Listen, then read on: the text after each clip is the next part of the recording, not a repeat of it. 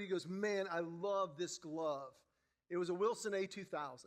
And if you know baseball, and I did not know it that well at that point, this glove was over $300. And I was like, dude, you had an A2000? He goes, oh, that's the funny story. Because, yeah, this is the glove I used when I played pro ball. And I was like, you played pro ball? I mean, he was tall, strapping. He was an athlete. And I said, he goes, you didn't know I played ball? I'm like, no. And he says, yeah, actually, this is a really funny story because I had my A2000. And the year I got invited to spring training with the Kansas City Royals, the first couple days, I'm taking ground balls before a game, and the webbing in my glove broke right before the game. So I run in the dugout, hey, does anybody have an extra fielder's glove? And this one catcher said, yeah, I think there's one in my bag. And he says, can I borrow it just today and get mine fixed? He goes, yeah, you can borrow it. He says, I borrowed it.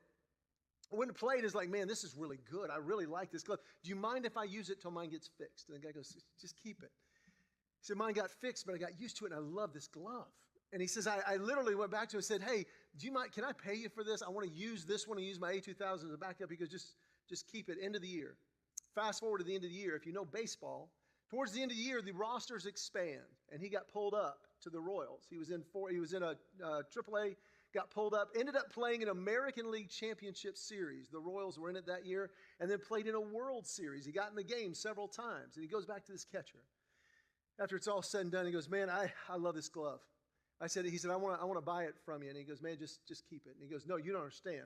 I'm going to pay you. Money is no object. I got a bonus for getting pulled up, bonus for playing in the ALCS, bonus for playing in the World Series. I'm paying you for this glove. And he goes, really seriously, keep it. I'm a catcher. It's just one, I'll never use that glove. I've got my catcher's mitts. He goes, no, I'm paying you. How much is it? And sheepishly, he just went, okay, if you want to know the truth. He says, I got traded to the Royals in the offseason. I'm headed into spring training. And I remembered in my contract, the Royals require catchers to carry a fielder's glove in their bag. And you're fined if you don't have one. On the way into Fort Myers into spring training, I stopped at a drugstore. And I found the cheapest glove that would fit on my hand. And I threw it in my bag because I knew I would never use it. He says, you want to pay me? It's $10. And he said, what?